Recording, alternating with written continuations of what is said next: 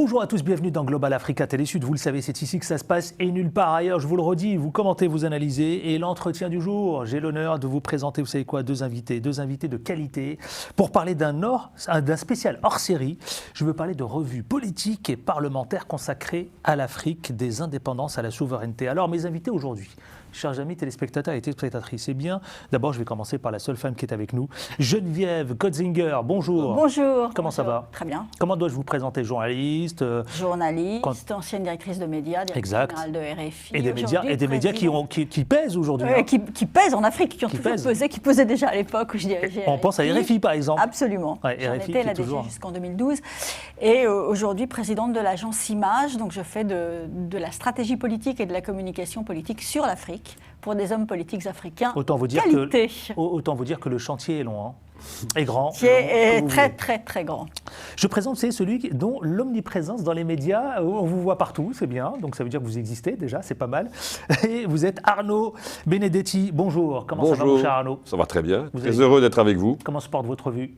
La revue politique et parlementaire. Deux mots sur la revue politique et parlementaire. C'est une très vieille revue qui a été créée il y a 130 ans cette année. 130 donc, ans. en 1894, on va les commémorer bientôt.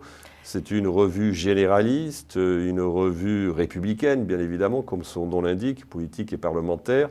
C'est une revue qui a été créée en son temps par un ancien président du Conseil de la Troisième République, M. Waldeck-Rousseau, l'homme de la loi sur les associations de 1901, et qui était membre d'ailleurs du comité éditorial de la revue politique et parlementaire. C'est une revue qui a abrité de très prestigieuses signatures.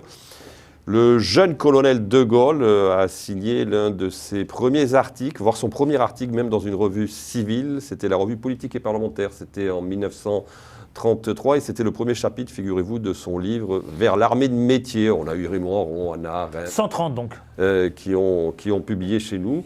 Et donc c'est une revue de débat, c'est une revue pluraliste évidemment, c'est une revue trimestrielle aujourd'hui avec un site également, des événements aussi, et puis des hors-séries. On va parler de ce hors-série qui est réalisé avec l'École des hautes études internationales et politiques. On va en parler justement, ce hors-série. Vous savez quoi, avec vous deux, l'entretien du jour, on va poser un peu les éléments, la raison d'être de ce hors-série, mais surtout ce spécial Afrique, parce que c'est vrai qu'aujourd'hui, l'Afrique est au cœur des sujets, avec vous à la fois sur le contenu, mais également aussi avec vous avec les contributeurs. On aura le droit aussi, chers amis téléspectateurs, vous savez quoi, à toute une série de contributeurs qui se sont prêtés au jeu, ils nous ont livré des messages, on va les découvrir tout à l'heure. C'est des capsules très courtes, de 2 minutes à peine. Geneviève nous les présentera tout à l'heure. C'est des anciens ministres, anciens premiers ministres. Anciens premiers ministres, absolument. Vous avez raison. Anciens, souvent premiers ministres, qui aujourd'hui continuent d'apporter leur contribution. C'est devenu des influenceurs. On les découvrira. Restez surtout avec nous. En exercice aussi. Exactement. Et on va les découvrir tout à l'heure. C'est quoi à l'écran? Je parle de Moussa Mara. Ce sont des présidents de partis politiques. Ce n'est pas seulement des influenceurs. Quand je dis influenceurs, c'est-à-dire qu'ils continuent d'apporter tout leur aura et c'est pas des influenceurs sur les réseaux sociaux. Exactement. Je ne faisais pas du tout référence aux réseaux sociaux. Ce sont des leaders d'opinion. Voilà.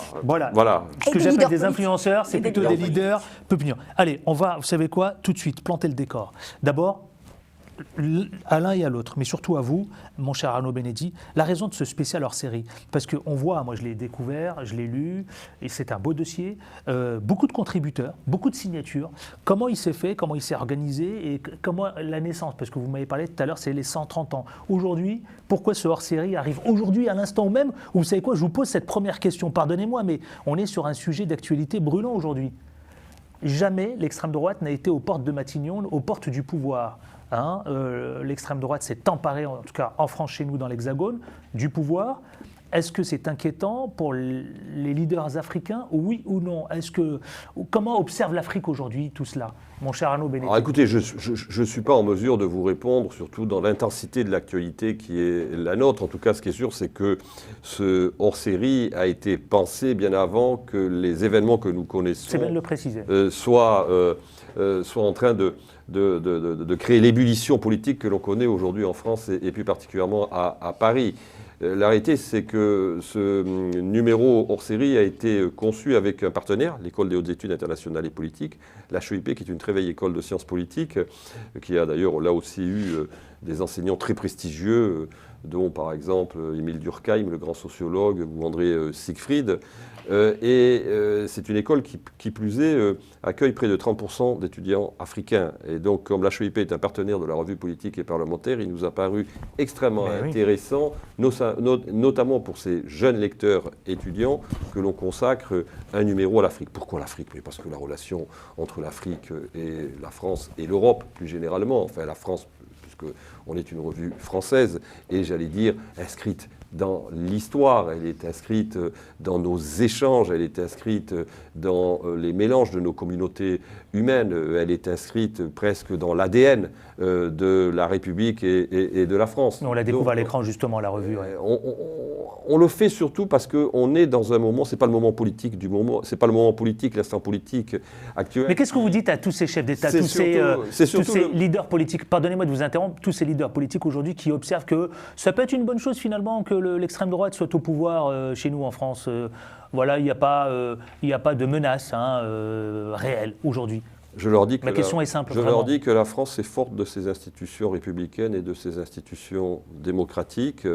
Ça, c'est un point essentiel. Que la France est forte et reste forte de sa relation, évidemment, avec le continent africain. Et quelles que soient, j'allais dire, les évolutions sur le sismographe politique français, les institutions perdureront et que les relations avec l'Afrique continueront d'une manière ou d'une autre. Mais par contre, moi, je voudrais juste dire une chose qui est importante, que ce numéro... Mais on va revenir sur le numéro, on va revenir. Pourquoi ce numéro? Parce que justement, la relation aujourd'hui avec l'Afrique est une relation qui est en train de changer, qui est en train de se transformer, qui est en train d'être modifiée, que la géopolitique, le moment géopolitique que nous vivons est un moment géopolitique spécifique, avec le retour de la guerre sur le continent européen, avec des tensions au Proche et au Moyen-Orient, avec une relation avec l'Afrique qui est bien évidemment, elle aussi, impactée par cette géopolitique. Mais on va en parler, mais vous avez raison. Constitue une tectonique absolument aujourd'hui qui nous fait j'allais dire, vous avez raison changer de le monde. préciser, et on va prendre le temps d'en parler. Même question pour Geneviève Kotzinger, s'il vous plaît. Arnaud parlait de l'histoire. Voilà. C'est aussi la géographie qui dicte notre relation. Quand on voit sur un globe terrestre la place de l'Europe et celle de l'Afrique, on a une relation qui, quelles que soient les contingences politiques, et quel que soit le poids des différents partis politiques demain et qui sera à Matignon, cette relation, elle est inscrite dans la géographie. Forcément.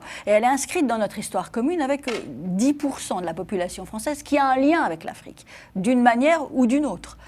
Soit population africaine, soit population d'origine africaine, immigrés ou seconde génération, diaspora, soit français nés en Afrique, soit français d'origine mais nés en Afrique. Donc en réalité, cette relation, elle est obligatoire. On ne pourra pas s'en défaire. Même aucun parti politique ne pourra la remettre en cause. Arnaud parlait de l'ADN de la revue. Nous, on a souhaité pour ce numéro hors spécial qu'il y ait une majorité d'Africains qui s'expriment dans cette revue. Et vous avez effectivement davantage d'Africains que de Français, même si vous avez des Et les contributeurs, c'est des signatures, c'est des leaders d'opinion. Ce sont vraiment des signatures. Vous avez effectivement 5 anciens premiers ministres, vous avez l'actuel ministre des Affaires étrangères du Togo. Voilà. Et ce sont des gens qui ont aussi des opinions différentes, des opinions politiques différentes sur ce que doit être notre relation, sur ce que doit être l'avenir de l'Afrique également. Je parlais de Robert Dussé, ministre des Affaires étrangères du Togo. Nous donnons également la parole à Ferdinand Ayité, qui est l'un de ses opposants et qui est un journaliste qui a été contraint à l'exil par le Togo, et qui nous parle de la difficulté des journalistes sur le continent à exercer leur métier. Madame, messieurs, justement, pardonnez-moi, vous deux, vous avez employé un terme qui est précisément a retenu mon attention, c'est ce caractère géopolitique. Ce caractère géopolitique, je vous pose la question, est-ce qu'à vos yeux, l'enjeu principal de ce hors-série, c'est de renouer contact avec l'Afrique, avec le continent africain? Vous l'avez dit, aujourd'hui, il y a une urgence. Est-ce qu'il y a une urgence aujourd'hui? Vous avez parlé de caractère géopolitique. Oui, le caractère géopolitique aujourd'hui nous incite à revisiter la question de la relation entre la France et l'Europe, parce qu'on parle beaucoup aussi de la relation avec l'Europe et l'Afrique. Ça ne se limite pas à la France, même si, bien évidemment, encore une fois, de par l'histoire, nous avons, j'allais dire, une relation très singulière avec l'Afrique. Mais je voudrais juste rebondir encore une fois, sur un sujet qui me paraît important, c'est la question du débat. Nous sommes une revue de débat, la revue politique et parlementaire. Et ce numéro, il est conçu comme tous les autres numéros de la revue politique et parlementaire. Nous avons des points de vue qui peuvent être opposés. Et vous savez, on vit dans un monde monde où les gens ne débattent plus qu'entre eux. Ce sont les gens qui ont les mêmes convictions qui débattent avec les gens qui ont les mêmes convictions. Nous avons besoin de créer du lien et de faire en sorte que les gens qui ne partagent pas les mêmes opinions puissent échanger entre eux. Et c'est l'objet de votre série. Et ce que l'on fait sur tous nos dossiers dans la revue politique et parlementaire, on a voulu le faire aussi pour l'Afrique. C'est-à-dire qu'en effet, nous avons des points de vue qui sont parfois très différents, qui sont parfois même antithétiques. Mais ça n'empêche pas que les gens puissent, en tout cas, d'abord délivrer leur point de vue et puis échanger entre eux. Donc ça, c'est très important. Alors ensuite, pour répondre... Et puis là, c'est l'Afrique qui parle. C'est ça, l'importance, elle est là. Quand je le lis, moi, je le découvre, c'est que c'est l'Afrique qui parle dans votre hors-série. C'est l'Afrique qui parle. Là, il y a quelque chose d'inédit. Nous avons donné la parole aux Africains. Il est normal que nous donnions la parole aux Africains dans un numéro qui est consacré à l'Afrique, parce que tout simplement, ce sont les mieux placés pour parler de leur continent. C'est ça qui m'intéresse dans votre série. Et de ce qu'ils souhaitent. Nous n'allons pas, si vous voulez, occuper comme parfois trop souvent le font un certain nombre de responsables, parfois politiques français également, une position de surplomb par rapport à l'Afrique. Il est tout à fait naturel que ce soit d'abord les Africains qui s'expriment sur leur continent. Alors, il y a plusieurs sujets. Il y a le sujet aujourd'hui, première question, c'est quel est l'avenir de l'Afrique? Une question qui peut apparaître très générale, mais l'Afrique, elle est aujourd'hui travaillée par plusieurs enjeux. Un enjeu de démocratie, un enjeu politique. On voit bien que les sociétés africaines, les sociétés civiles africaines commencent à émerger politiquement. C'est quelque chose de nouveau. Il y a un espace public africain qui se crée. Le deuxième enjeu, c'est quand même l'enjeu démographique. Je rappelle que vraisemblablement, en 2050, il y aura 25% de la population mondiale qui sera africaine. Vous avez 60% de la population africaine qui a moins de 25 ans. Donc on est avec une population jeune, une population en développement démographique. Le troisième enjeu, c'est bien évidemment le rapport de l'Afrique au reste du monde dans un contexte géopolitique qui est celui dont on parlait, c'est-à-dire un contexte géopolitique où l'Occident n'est plus forcément le centre du monde aussi. Et il faut que les Français qui font partie de l'Occident, bien évidemment, quand ils abordent la question africaine, ne se pensent plus comme le centre du monde. Comme on parlait de cette revue, on va présenter le premier contributeur, celui qu'on va découvrir à l'écran dans l'entretien du jour. Vous savez, Geneviève, s'il vous plaît, Gotzinger, est-ce que vous nous présentez Moussa Mara, ancien Premier ministre, qu'on va découvrir à l'écran tout de suite? Moussa Mara, c'est le fondateur du parti Yélema, ce qui veut dire le changement. C'est un libéral, il a été Premier ministre du Mali. Et il va nous parler de la bonne gouvernance, qui est pour lui un enjeu essentiel. Alors regardons, et on revient tout de suite découvrir d'autres, vous savez, contributeurs qui se sont prêtés au jeu. Regardez d'abord Moussa Mara, ancien Premier ministre malien. Regardez.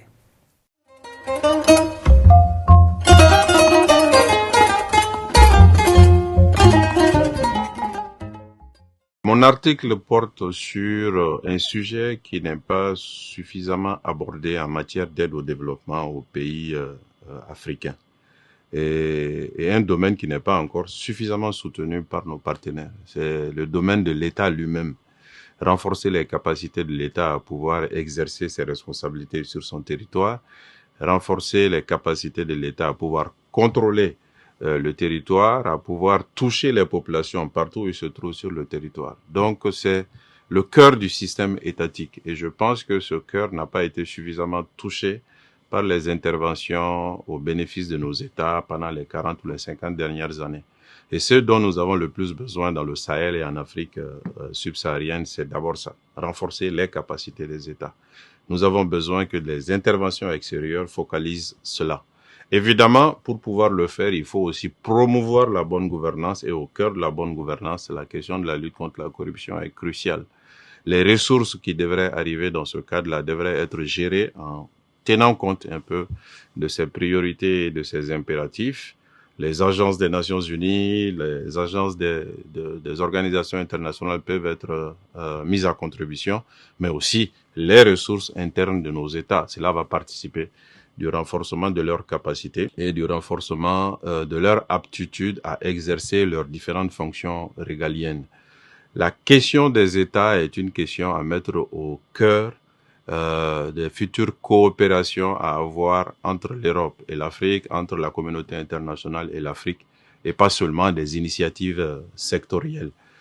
C'est l'essence de l'article, avec au cœur la question de la bonne gouvernance et de la lutte contre la corruption. En investissant dans ces différents domaines, je pense qu'on pourra faire de bons résultats, non seulement immédiatement, mais aussi des résultats durables C'est là où les capacités des États seront renforcées pour pouvoir exercer toutes leurs responsabilités. Alors Moussa Mara, qu'on a découvert, donc effectivement, alors je voudrais vous poser la question, quand on entend le discours de Moussa Mara, effectivement, l'Afrique incarnée par les Africains, par les leaders africains. Oui, et la question de la bonne gouvernance, c'est une question qui est traitée en fait par plusieurs intervenants dans la revue. C'est aussi une question, on entendra après Pascal Afine-Guesson, il en parle entre autres choses, mais c'est aussi une question qui est au cœur du papier, par exemple, de Albert Pahimi-Padaké. C'est votre dossier, ça aussi, dans Revue politique et parlementaire. C'est un peu votre dossier, hein, tout changer. Afrique-France, tout changer pour qu'enfin tout change. Alors, moi je suis plutôt sur la relation entre l'Afrique et la France. Ouais. Relation qui est aujourd'hui malmenée, qui est aujourd'hui bousculée. On s'aperçoit que la France n'a plus la cote de la même manière en Afrique francophone. Elle a subi ces derniers mois, ces dernières années, toute une série de revers. Le pire étant peut-être ce qui s'est passé au Niger le 26 juillet 2023, avec la chute du président Bazoum, et dans la foulée, le départ français de la France dans des conditions extrêmement difficiles, d'une extrême violence, je dirais même. Puisque c'était un pays avec lequel il y avait une vraie proximité, avec le président sortant, mais également une vraie proximité et je dirais une expérience assez différente sur le plan militaire aussi, puisque l'armée française, enfin les soldats français qui étaient présents au Niger, étaient vraiment dans une position, ils étaient sous commandement de l'armée nigérienne. Ils étaient dans un rôle plutôt d'instruction, mais vraiment sous commandement. Ils étaient donc en second plan. Donc on expérimentait au Niger quelque chose de différents. Et malgré ça, la France a été contrainte de quitter ce pays. Donc effectivement, mon papier, c'est tout changer pour qu'enfin tout change. C'est un jeu de mots par rapport à la formule bien connue, tout changer pour que rien ne change. Il y a beaucoup de choses à changer. Il y a notre regard sur l'Afrique à changer. Il y a notre comportement par rapport à l'Afrique à changer, notamment celui du président de la République qui ne comprend pas bien les codes, qui a des difficultés à comprendre qu'aujourd'hui, on ne donne plus de leçons aux Africains. On est sur un pied d'égalité avec eux. On est dans une relation de partenariat avec eux. On n'est pas dans une relation de surplomb avec eux. Il y a aussi cette question du double standard, dont la France est souvent accusée, c'est-à-dire pourquoi est-ce que ici vous contestez un coup d'État, un putsch, c'est mal ? Mais là, finalement, vous vous en accommodez. C'est ce qui s'est passé au Tchad. En revanche, au Mali, au Burkina Faso, au Niger, on a été très dur. C'est ce qui s'est passé au Gabon, où finalement, voilà. Alors, récemment, oui. C'est vrai que ça obéit à de vraies raisons, en réalité. Ce qui s'est passé au Gabon et ce qui s'est passé au Niger, ce n'est pas du tout la même chose. Au Gabon, vous aviez un président de la République qui était sortant, qui avait été battu dans les urnes, Ali Bongo, et qui s'apprêtait à confisquer le pouvoir, à voler la victoire au vrai vainqueur de l'élection présidentielle. Donc à partir de là, le coup d'État, on ne le perçoit pas de la même manière qu'au Niger. Vous avez un président, Mohamed Bazoum, démocratiquement élu, et finalement qui va être victime d'un coup d'État pour convenance personnelle. Donc ce n'est pas la même chose. Mais ça, il faut l'expliquer. Or en fait, on ne l'explique pas. On n'explique pas nos choix. Et à partir de là, on donne ce sentiment de double standard. Donc la France est bousculée en Afrique. Elle est bousculée aussi par des jeunes générations qui ne la comprennent plus, qui sont l'objet de manœuvres de puissances hostiles, qui évidemment surfent sur ce sentiment, cette rhétorique parfois anti-française. Mais par rapport à ça, on n'arrive pas jusqu'à présent à trouver la bonne réplique. Alors, on a titré cette revue « Afrique des indépendances à la souveraineté ». Pourquoi ? Parce que les indépendances, c'est les années 60, on le sait tous. Mais il y a aujourd'hui une vraie revendication de souveraineté. C'est-à-dire que certaines pratiques, certaines manières de fonctionner ne peuvent plus exister. Et donc la France doit se remettre en question. Et si elle ne le fait pas, elle partira définitivement. Et dans ce spécial hors-série, Arnaud Benedetti, justement, quelle politique, quand on voit le hors-série, est-ce que vous avez diffusé auprès des uns et des autres, je parle des contributeurs, une ligne politique éditoriale ? Est-ce que vous lui avez donné un conducteur, un fil conducteur qui permet de tracer ce hors-série? Non, pas du tout. Pas du tout. Nous avons des thématiques, évidemment, puisque ce numéro est composé d'un certain nombre de rubriques sur le politique, sur l'économique, sur le sociétal, etc., sur la culture aussi. Il y a mais nous avons pour principe de donner une liberté éditoriale. La liberté carte blanche. Contributeurs, oui, totalement. On leur a donné une carte blanche absolue. C'est-à-dire que nous n'intervenons pas, bien évidemment, sur le contenu de leurs propos. Après, on fait un travail rédactionnel, éditorial, sur la forme, parce que ça existe toujours dans toutes les revues. Mais Vous n'avez pas guidé les choix, par exemple, non. Leur pensée est la leur sur un certain nombre de sujets que nous avons en effet prédéfinis. Ça, c'est le principe même de cette revue. Encore une fois, on est une revue. Notre ligne éditoriale, c'est la liberté. Je crois que c'est ça le plus important. Et c'est ce dont nous manquons le plus. Et dans ce numéro sur l'Afrique, on a, si vous voulez, des regards qui se croisent. On a des gens qui ont des expériences politiques différentes. On a des gens qui ont des expériences professionnelles différentes. Nous avons des universitaires qui peuvent être des historiens, qui peuvent être des économistes, qui peuvent être des sociologues, qui peuvent être des anthropologues. Donc des gens qui ont des regards, j'allais dire, qui sont aussi animés par leur propre discipline universitaire. Donc c'est, si vous voulez, cette myriade de propos et de contenus que nous offrons à nos lecteurs, et je crois que ça c'est important. Ensuite, bien évidemment, un outil comme la revue politique et parlementaire, c'est un outil qui est fait pour faire réagir les politiques, pour faire réagir les décideurs, pour faire réagir, comme son nom l'indique, les parlementaires qui sont bien évidemment destinataires de cette revue. Alors aujourd'hui, ils sont certains nombre d'entre eux pris, vous le comprendrez bien, par d'autres urgences, notamment ceux de l'Assemblée nationale, mais ils ont reçu, et pour nous, c'est le moyen aussi d'aider notre classe politique, ici à nous, la classe politique française, à se forger, j'allais dire, une culture, un regard, une analyse sur ce sujet qui est un sujet essentiel.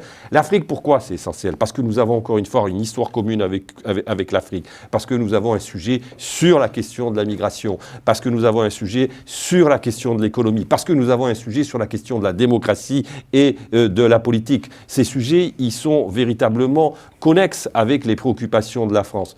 Mais le problème n'est pas tant le rayonnement de la France en Afrique. Le problème, il est de savoir comment l'Afrique peut être aidée aussi par la France, entre autres, et par l'Europe, pour tout simplement se développer. Mais pour qu'elle se développe, l'Afrique, il faut que les Européens, et notamment les Français, soient capables de comprendre et de s'acculturer à l'Afrique. C'est absolument essentiel. En plus, l'Afrique, nous le disons dans le numéro, il n'y a pas qu'une Afrique. Ça ne veut rien dire, l'Afrique. Il y a des Afriques. Et ça, c'est extrêmement important. Qu'est-ce que vous voulez entendre par des Afriques? Mais parce que vous avez des cultures différentes en Afrique. L'Afrique, ce n'est pas un continent homogène. Comme tous les continents, vous avez des spécificités. Vous avez des spécificités qui sont liées à l'histoire. Vous avez des spécificités qui sont liées à la langue. Vous avez des spécificités qui sont liées à la religion. Vous avez des spécificités qui sont liées à la relation au modèle démocratique. Donc, parler de l'Afrique en soi, il faut toujours penser que l'Afrique est plurielle et elle est multiple. Autre signature, c'est celle de Pascal Afine-Guessant. Vous pouvez nous en toucher quelques mots? Pascal Afine-Guessant, qu'on va découvrir à l'écran tout de suite. Bien sûr. Pascal Afine-Guessant, c'est un ancien premier ministre de Côte d'Ivoire. Il est aujourd'hui président du Front populaire ivoirien, donc un parti social-démocrate en Côte d'Ivoire. Il sera candidat à la prochaine élection présidentielle, celle d'octobre 2025, et il espère incarner l'alternance en Côte d'Ivoire. Il est sur la démocratie. On va l'écouter, et puis ensuite, je dirai quelques mots. On découvre son livre d'ailleurs, Mon combat. À l'écran, qu'on découvre d'ailleurs. On découvre son message qui nous livre ici dans ce spécial hors-série dans l'entretien du jour sur Global Africa Télé Sud. Regardez. Après plus de 60 ans d'indépendance, les valeurs de la démocratie ne sont pas encore ancrées dans nos sociétés africaines. Principalement parce que la transplantation de la démocratie héritée de l'humanisme grec et de la civilisation chrétienne est l'objet de rejet selon les contextes nationaux et les défis à relever. Les valeurs fondamentales de liberté, la souveraineté du peuple, le pluralisme politique et idéologique sont alors sacrifiés au profit de régimes d'exception, de salut public ou de transition censés incarner les aspirations du peuple et relever les défis auxquels ces pays sont confrontés. À l'heure actuelle, l'ancrage dans la démocratie dans nos pays s'impose en conséquence comme un défi à relever. comme une exigence nationale. Il ne s'agit pas de rejeter la démocratie à cause des difficultés à imposer ses valeurs, mais de la refonder, de s'approprier ses valeurs, en rejetant le mimétisme, mais en puisant davantage dans notre héritage sociopolitique. Pour y parvenir, il faut surtout éradiquer la corruption et le tribalisme, qui sont deux ressorts fondamentaux de la vie politique dans nos sociétés africaines. L'enjeu est d'imposer de nouvelles pratiques, de nouvelles cultures, de nouvelles valeurs, et non seulement dans les mots, mais surtout dans nos consciences et dans nos réalités quotidiennes. Alors c'est un papier intéressant parce que Pourquoi ? Il existe aujourd'hui en Afrique une remise en cause du modèle démocratique. Vous avez assisté, on a assisté à toute une série de coups d'État, mais au-delà de ces coups d'État, parfois conjoncturels et liés à des tas de raisons, quelquefois de mauvaise gouvernance, de corruption, quelquefois de très mauvaises raisons, comme au Niger, juste la volonté de pousser quelqu'un pour se mettre à sa place. Il y a parmi toute une génération de panafricanistes, que j'appellerais les néo-panafricanistes, une remise en cause profonde du modèle démocratique comme étant un produit d'importation occidentale. Donc la démocratie, en fait, c'est presque essentialiste. Elle ne serait pas faite pour les Africains. Les Africains, Pascal Afingson dit le contraire dans ce papier. Il dit que les Africains doivent s'approprier la démocratie. C'est pour lui une question, un enjeu de civilisation.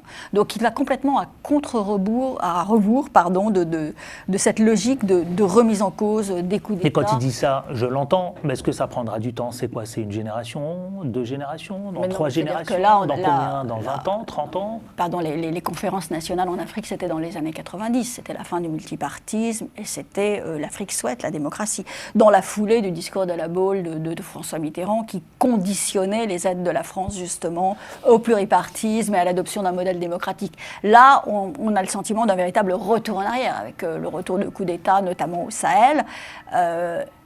Lui estime qu'il faut mettre un coup d'arrêt à ça et que si ça existe, c'est parce que les Africains ne se sont pas suffisamment approprier le modèle démocratique. Et donc il faut qu'ils se l'approprient, qu'ils le mettent à leur sauce, qu'ils aient des institutions qui soient peut-être moins plaquées sur l'ancien modèle colonial, qui soient plus décentralisées, qui prennent davantage en compte leurs traditions, leurs coutumes. Et ça, c'est extrêmement important. Arnaud, ce que dit Geneviève, c'est très intéressant, Kotzinger, l'incarnation de cette démocratie. Quel regard portez-vous justement sur cette incarnation démocratique, notamment proposée par Pascal Afingson ? Vous savez, moi, je réfléchis beaucoup sur les formes politiques, quelques ouvrages notamment sur ce que c'est que... Je vous pose la question parce que vous en parlez en plus. Oui, qu'est-ce que c'est qu'une démocratie ? Il faut quand même comprendre aussi que la démocratie, c'est un processus qui se construit dans la durée. Absolument. Je rappelle que les sociétés européennes n'ont pas été démocratiques du jour au lendemain. Il y a eu des à-coups, il y a eu des batailles, des moments d'histoire, il y a eu des révolutions, il y a eu des retours en arrière. Donc la démocratie, ça suppose évidemment un processus d'acculturation à un certain nombre de principes qui sont des principes de Qu'est-ce que vous voulez nous dire par là ? Ça m'interpelle. Qu'est-ce que vous voulez nous dire par là ? Que ça prendra du temps, mon cher Arnaud Benedetti ? Quand je vous entends parler, ça veut dire, attendez, si on est passé par des batailles... Ça prend nécessairement du temps parce que l'histoire... Mais parce que l'histoire... Si, parce qu'il y a quelque chose de sous-jacent que j'entends, non ? L'histoire, c'est la longue durée. C'est ça. C'est toujours de la longue durée. Donc ça veut dire que ça prendra du temps, mon cher Arnaud. Ça prendra vraisemblablement du temps, forcément, nécessairement. C'est, j'allais dire, inévitable en l'occurrence. Alors il y a des États africains qui accèdent plus rapidement que d'autres. Vous savez, la démocratie, déjà, il faut qu'il y ait un espace public. C'est-à-dire un espace public, un espace où les gens puissent se confronter, puissent s'organiser collectivement pour tout simplement débattre, échanger. La démocratie, c'est le pluralisme. Est-ce que c'est un modèle, le Sénégal ? Je ne sais pas si c'est un modèle, mais en tout cas, manifestement, il y a une évolution. Dans ce processus de démocratique. Apparemment. En tout cas, manifestement, il y a eu une victoire qui a été démocratique. Il semblerait qu'en l'occurrence... Mais c'est une démocratie. Donc ça peut fonctionner. Mais il faut comprendre que, oui, ça peut fonctionner, mais à condition, en effet, et je rejoins ce que dit Geneviève, et je rejoins la critique qu'on peut faire des politiques qui ont été menées, notamment en France, vis-à-vis d'un certain nombre d'États africains. C'est-à-dire que la démocratie doit s'organiser, elle doit s'acculturer aussi à l'Afrique. C'est-à-dire que les Africains ne doivent pas seulement s'acculturer à la démocratie, mais il faut que la démocratie s'acculture à l'Afrique. Et en ce sens, force est de reconnaître que ce qui s'est passé au Sénégal aujourd'hui, qui est une étape, montre qu'il peut y avoir une acculturation de la démocratie à l'Afrique et une acculturation de l'Afrique à la démocratie. Et c'est ce qu'il faut espérer. Mais encore une fois, il faut arrêter d'imposer des schémas qui sont des schémas tout faits, qui sont préétablis. Vous savez, la construction des nations démocratiques, c'est une grande idée américaine aussi. On a vu où ça pouvait mener, notamment au Proche et au Moyen-Orient. Ça a des effets parfois qui sont extrêmement nocifs pour les sociétés. Dans cette émission spéciale Entretien du jour, je pense que je ne vais pas tarder à vous libérer, parce que je sais que vous avez des contraintes, notamment. Et alors, cette contrainte nous oblige... je voudrais juste signaler un article. Je vais vous donner la parole juste après, parce que je voudrais juste quand même qu'on découvre, vous savez, Emmanuel Dupuy, qu'on connaît tous ici, il est géopolitologue, il est président de l'IPSE. Je voudrais qu'on le découvre parce qu'il porte, lui, une analyse qui est justement, pour le coup, géopolitique sur le... Regardons-le, et on revient ici parler de ce spécial hors-série Afrique. C'est depuis Pékin que je m'adresse à vous en remerciant Geneviève Goetzinger qui a remarquablement coordonné ce numéro spécial de la revue politique et parlementaire consacré au continent africain, des indépendances à la souveraineté, ainsi qu'à Arnaud Benedetti, le directeur de la revue politique et parlementaire, que je souhaite remercier pour ce numéro spécial, notamment spécial par la densité de son contenu, mais surtout par la diversité de ses auteurs. L'article que j'ai proposé s'inscrit dans une réflexion plus globale quant au positionnement ou à la perception de la légitimité de la politique française vis-à-vis du continent africain, en la décortiquant, si j'ose m'exprimer ainsi, en 3 points.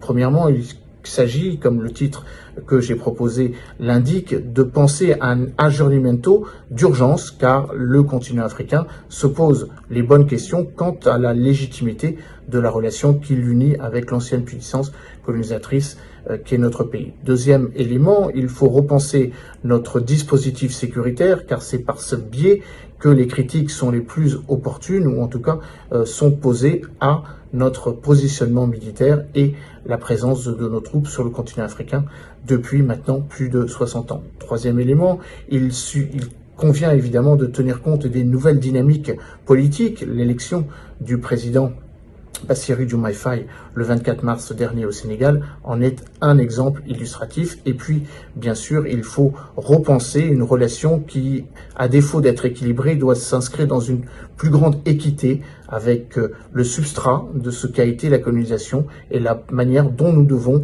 penser notre relation avec le continent africain de manière économique, car il s'agit de construire un espace de coprospérité transcontinentale, à la fois sur le continent européen, le continent africain, mais également pour repenser notre relation au continent africain par rapport à la population qui la compose et les nombreuses interrogations qui la sous-tendent, et notamment la manière dont nous devons sortir d'une ornière sécuritaire pour repenser un partenariat plus équilibré. Alors, écoutez, vous voulez dire peut-être un mot sur Emmanuel Dupuy ? Non, Emmanuel Dupuy est un ami et il a contribué évidemment à ce numéro. Il nous apporte un article extrêmement intéressant et il nous a aussi ouvert les portes d'un certain nombre d'auteurs, donc il faut l'en remercier. Non, je voulais signaler notre article d'ouverture. Alors lui, c'est pas un Africain, oui. Mais c'est un article remarquable. C'est Charles Zorbib, qui est un membre éminent du comité éditorial de la revue, professeur honoraire à la Sorbonne, et qui pose la question, qui est une question qui parle souvent aux Africains qui sont naturellement fortement susceptibles, et ils ont raison de l'être, sur le regard que nous pouvons porter, nous autres occidentaux, sur leur continent. La question, l'Afrique, un continent en dehors de l'histoire, point d'interrogation. Vous savez que la fameuse phrase d'Hegel qui considérait que l'Afrique n'était pas dans l'histoire. Alors regardez, je vais le découvrir pour notre réalisateur Romain. Regardez. Et Charles Zorbib, fort intelligemment, fort pertinemment, nous rappelle que l'Afrique a toujours été dans l'histoire. Elle n'a pas été évidemment dans la même histoire que la nôtre. Le régime d'historicité de l'Afrique n'est pas le régime d'historicité des Occidentaux. Mais avant que les puissances coloniales s'installent en Afrique, il y avait des civilisations, il y avait des cités, il y avait des modes d'organisation politique qui étaient... Il pose une vraie question. C'est une vraie question. C'est une vraie question. Est-ce qu'on a la réponse à cette question ? Il faut lire l'article et j'invite les téléspectateurs qui nous rencontrent, qui nous regardent, à découvrir ce numéro et aussi à découvrir cet article. Non, franchement, je vous le dis, pardonnez-moi Arnaud, je vais juste regarder. Merci. L'article, mais vraiment, je vous le dis à tous, il est beau, il est bien, et surtout, c'est un article, il le disait Arnaud et Geneviève tout à l'heure, il est fait par des leaders d'opinion africains. Et ça, c'est très très important et ça change tout. Ça change tout. Allez le découvrir, on peut le retrouver où, la revue politique et parlementaire? Il suffit d'aller sur le site de la revue politique et parlementaire .fr pour l'acheter ou s'abonner à notre revue également. Voilà. Beau dossier, hors série spéciale, l'Afrique des indépendances à la souveraineté. Je vous garde, Geneviève oui, je reste. Gotzinger. Avant de vous libérer, un petit mot pour celles et ceux qui vous regardent. Vous savez, les Africains, notamment la diaspora aussi africaine. Franchement, qu'est-ce que vous avez envie de leur livrer comme message en dehors de ce hors-série? Qu'est-ce que vous avez envie de leur dire? J'ai envie de leur dire parce que le moment est historique aujourd'hui. Franchement. La revue politique, d'abord un message sur la revue politique et parlementaire. La revue politique et parlementaire est ouverte aux contributions, bien évidemment, des Africains. Et le message que j'ai envie de leur livrer, c'est que, quoi qu'il arrive en France, la France restera la France, de même que l'Afrique restera l'Afrique. Oui. Et qu'il faut que nous soyons capables de nous parler avec respect, en évitant la plupart du temps les logiques de reproche que nous pouvons avoir les uns et les autres pour essayer d'avancer et pour essayer de construire un avenir qui est un avenir commun, notamment pour les jeunesses africaines, parce que c'est un continent jeune et c'est un continent qui a un potentiel extraordinaire. Arnaud Benedetti, le chef d'orchestre justement de ce hors-série, la revue politique et parlementaire. Au plaisir alors. Merci. C'est passionnant, j'aurais voulu vous garder, mais vous avez une contrainte. Merci de m'accueillir. Vous êtes les bienvenus ici quand vous voulez, mon cher Arnaud. Arnaud Benedetti, à très bientôt. Allez-y, je vous libère parce que vous avez une contrainte. Allez-y, tenez, voilà. Merci à vous. Geneviève, je vous garde encore. Oui, moi, super, voilà, je le garde comme ça, je le montre à l'écran. Vous savez quoi, je voudrais qu'on parle de Martin Ziguélé. Oui. Martin Ziguélé, lui aussi, un ancien Premier ministre, cette fois de Centrafrique. Centrafrique, hein. La Centrafrique a du mal d'ailleurs oui, absolument. à trouver un peu de compliqué, son chemin politique. Pays aujourd'hui sous la coupe organisée de Wagner, et lui nous explique comment ça fonctionne, un État qui est aujourd'hui sous la coupe de mercenaires russes. Et c'est très intéressant. C'est très intéressant. Vous avez raison, Geneviève Gotzinger, de le rappeler. C'est vrai que la Centrafrique, ça fait des années maintenant, ça fait plus de 20 ans que ça dure. Hein. 20 ans de politique difficile, 20 ans de soulèvement, 20 ans où d'ailleurs la Russie, la mamise un peu c'est ça, dans Wagner, vous l'avez dit vous-même. Il nous explique très bien, mais Wagner, au-delà du système de prédation économique sur les matières premières, et il l'explique très bien dans son papier et dans sa contribution orale aussi, finalement s'est emparé de la politique aussi dans le pays. C'est Wagner qui fait la politique de la Centrafrique. Regardons, découvrons le message de Martin Ziguélé justement, et on revient et on continue ce numéro spécial d'entretien du jour avec ce hors-série. Regardez, chers amis. L'article que j'ai rédigé et qui s'intitule « Wagner en Centrafrique, une tragédie africaine » a son sens. L'expérience de Wagner, l'introduction de Wagner en Centrafrique, qu'ils utilisent comme un test pour s'implanter ailleurs en Afrique, a une double détente. La première dimension, c'est cette dimension de cheval de Troie qui s'introduit dans un pays qui lui fait appel pour résoudre des problèmes certains de sécurité, avec des résultats probants qui font qu'on a l'impression que le médicament correspond effectivement à la maladie. Mais il y a un deuxième chapitre, et c'est la deuxième dimension cheval de Troie, c'est l'emprise sur l'État et l'ancrage dans toutes les strates de la vie de l'État. Dans la sphère économique, en accédant de manière prioritaire à des ressources naturelles rares, telles que l'or, telles que le diamant, telles que le bois. Sur le plan politique, en influençant la Constitution, par exemple en Centrafrique, en inspirant une Constitution qui fait sauter les verrous de limitation de mandat et en évacuant tout ce qui peut contrebalancer le pouvoir. Et sur le plan informationnel et de la communication, naturellement, par la manipulation des consciences. Donc, c'est une démarche impérialiste dans le vrai sens du terme, c'est-à-dire c'est la prise de possession de tout un pays. Est-ce qu'elle peut s'en sortir, la Centrafrique, quand on voit le chaos politique, ma chère Geneviève Gotzinger? Je ne vais pas faire de pronostic sur l'avenir de la Centrafrique. Je pense que Martin Ziguélé est quelqu'un qui comptera dans l'avenir de la Centrafrique. Il a été Premier ministre, il a d'autres ambitions, lui aussi, pour son pays. Des ambitions de vraie souveraineté. Ce qu'il faut dire que c'est, en fait, certains leaders africains sont tentés aujourd'hui de troquer l'ancien colonisateur contre un nouveau colonisateur qui est la Fédération de Russie. Et ça, c'est extrêmement grave. Et si vous voulez, Martin Ziguélé montre bien, preuve à l'appui, de manière très méthodique, ce que ça donne en fait quand la Fédération de Russie s'empare d'un pays. C'est une prédatrice. C'est une prédatrice. Qu'est-ce que vous vouliez dans ce, vous savez, dans ce numéro revue spéciale, hein, Afrique des indépendances à la souveraineté, je le remonte encore, même si notre réalisateur, il l'a à l'écran. Geneviève Gotzinger avec Arnaud Benedetti, qu'est-ce que vous vouliez transmettre comme principal message? Parce que c'est fort quand même, hein, les mots sont justes. D'ailleurs, on parle de tout. On parle de l'Afrique, un continent en dehors de l'histoire. On parle de l'Afrique, France, tout changé. On parle de la redistribution des cartes. On parle également de la place et du rôle de la francophonie. Ça, c'est fondamental. Avec Bruno Préserver.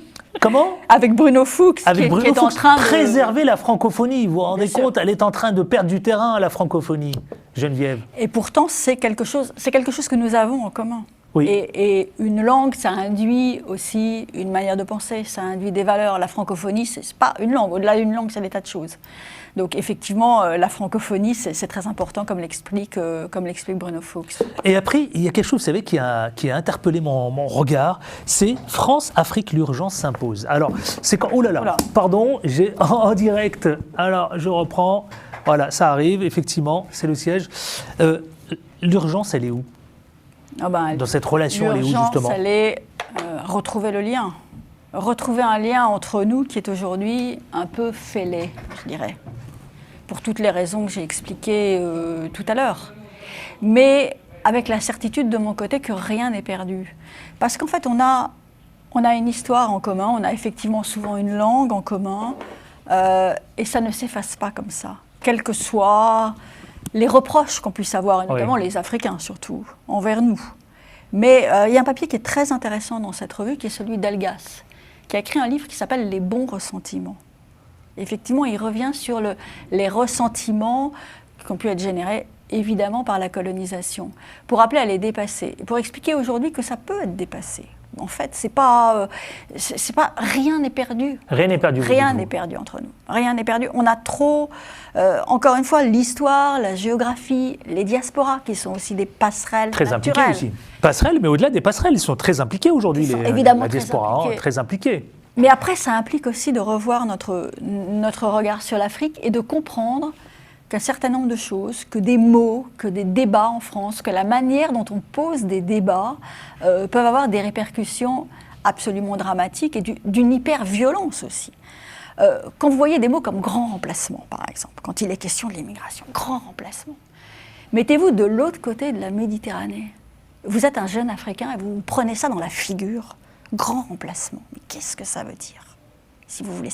C'est juste dramatique. Dramatique ou violent? Apprendre. C'est d'une extrême violence. Vous recevez ça dans la figure. Alors, il y a un papier très intéressant sur l'immigration, justement, qui remet les choses à leur place. L'immigration africaine, elle est interafricaine. Les Africains qui émigrent généralement dans d'autres pays d'Afrique, essentiellement. Et d'ailleurs, personne n'a envie forcément de quitter son pays de gaieté de cœur pour aller envahir un autre État, pour aller remplacer une autre population. Tout ça est totalement absurde. Mais ce type de vocabulaire, comme aussi notre politique d'attribution des visas, qui est aujourd'hui, qui contribue à cette prise de distance, depuis qu'elle a été confiée au ministère de l'Intérieur et puis des Affaires étrangères. Donc ça, c'est juste une erreur, au départ, une erreur technique, je dirais, mais qui induit aussi des retards, une approche différente qui contribue là aussi à générer cette distance. Donc, j'aime beaucoup ce que vous dites, effectivement. J'aime bien ces deux principaux sujets thématiques, c'est vrai, qui sont lourds de sens. Pour clore cette émission et ce hors-série auquel vous avez participé, j'aimerais qu'on parle de Aliou Barry. Oui. Il va venir clore, vous savez, cette série de capsules, de contributeurs. Alors, un mot sur Aliou Barry. Oui, Aliou Barry, c'est un Guinéen, donc il a un centre d'études. Il y a quelque chose qui est important en Afrique, c'est la mémoire. Vous savez que dans un certain nombre de pays d'Afrique, il y a eu des crises très très violentes qui se sont traduites souvent par des centaines, des milliers de morts. Ça a été le cas en Côte d'Ivoire. Bon, je ne parle même pas du génocide rwandais. Hein. C'est aussi le cas en Guinée, notamment à l'époque de Sékou Touré, excusez-moi, avec ces horribles massacres du camp Boiro. Aliou Bari estime qu'il est important d'avoir un lieu de mémoire, et il propose ça en Guinée, à la fois pour se recueillir, ne pas oublier, mais également dépasser et ne jamais revivre ça. Regardons et découvrons le message très fort d'Aliou Bari avant de clore cette émission. Regardez ça.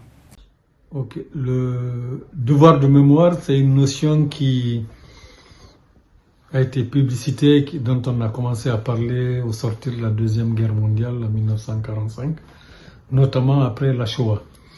Aujourd'hui, plusieurs tentatives sont faites en Afrique, notamment sur ce devoir de mémoire, et je citerai 2 illustres cas, c'est l'île de Gorée qu'on appelle l'île Mémoire, sur la tête négrière, et au sortir de 1994 sur le génocide du Rwanda. Pourquoi un devoir de mémoire que nous on propose sur la Guinée?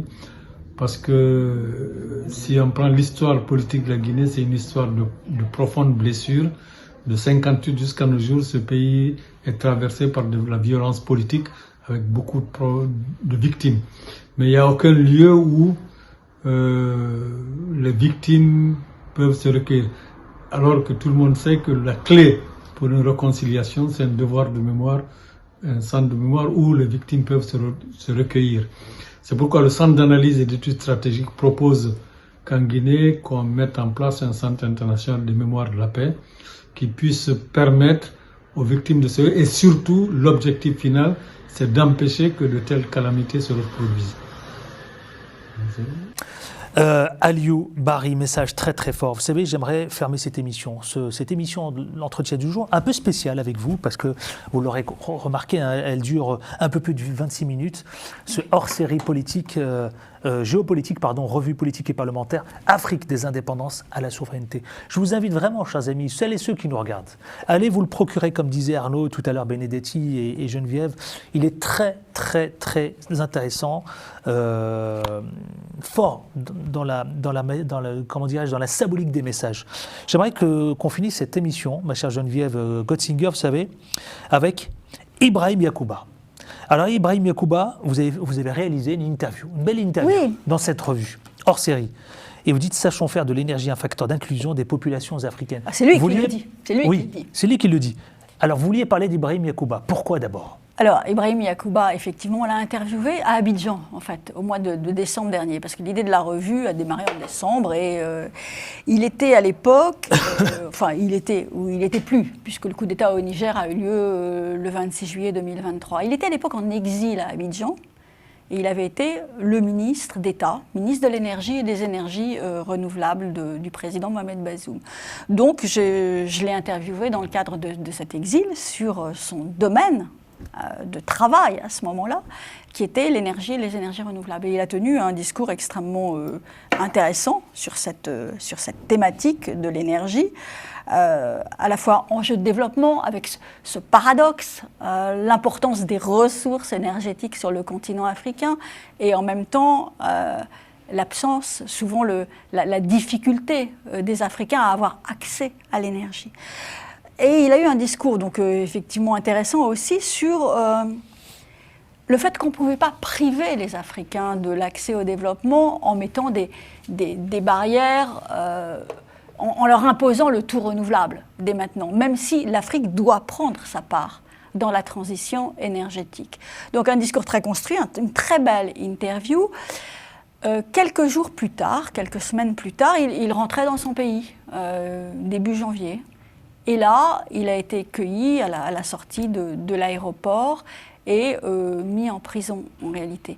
Donc, pour nous tous, à la revue, qui ne le connaissions pas particulièrement, mais qui avons vu la richesse du personnage, la densité de cet homme, sa capacité de réflexion, le savoir aujourd'hui en prison, ça nous a évidemment émus, ça nous a même bouleversé. Un message, ouais. Ben voilà, donc je souhaite effectivement, et nous souhaitons tous à la revue politique et parlementaire qu'il retrouve très rapidement sa liberté. Il est le président d'un parti politique qui est un parti patriote. Hein. Il a manifestement rien fait. Il n'est pas condamné. Enfin, les reproches qu'on lui fait étaient au départ d'avoir comploté contre son pays depuis Abuja où il n'a pas mis les pieds puisqu'il était à Abidjan, encore une fois. Donc ce qu'on espère tous, et on lui dit notre solidarité, ce qu'on espère tous, c'est qu'il retrouvera très, très rapidement le chemin de la liberté. Eh bien, le chemin de la liberté, c'est ce message fort que vous livrez, qu'on retiendra. Merci à vous pour ce numéro spécial hors série. L'Afrique des indépendances à la souveraineté. Allez le découvrir, chers amis. Il est là. Romain, le réalisateur, vous le montre à l'écran. D'ailleurs, vous le découvrez. Merci Geneviève Gotzinger. Merci à vous. Merci d'ailleurs Merci pour cet entretien du jour un peu spécial. Et intéressant. Très, très intéressant, très riche surtout. Et j'espère vous retrouver très bientôt ici même. Avec plaisir. Sur ce plateau. Avec plaisir. Bon courage à vous. Merci. Et également, bonne merci à Arnaud Benedetti d'être venu à vous. Merci. Bonne continuation. Merci à l'équipe, à toute l'équipe de réalisation. Merci à Romain, notre réalisateur. Je vous retrouve très vite ici. Restez fidèles à Global Africa Télé Sud. Merci à vous tous de nous avoir suivis. On se retrouve très vite, très prochainement ici avec d'autres invités, d'autres personnalités. D'ici là, portez-vous bien. On ne lâche rien, les amis.